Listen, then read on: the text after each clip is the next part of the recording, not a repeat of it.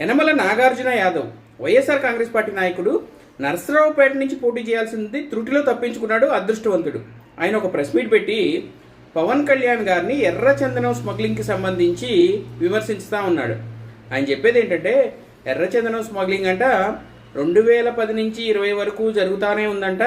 ఆ 2020లో నేపాల్లో సరుకు పట్టుకున్నారంట. ఆ సరుకుని వీళ్ళు తేవడానికి వీళ్ళు అన్ని ఏర్పాట్లు చేసుకున్నారంట. అయితే ఆయన మాటలోనే మనకు కనపడే నిజాలు ఏంటంటే, 2020లో సరుకు దొరికితే 2024 వరకు ఎందుకు వెనక్కి తీసుకురాలేకపోయారు?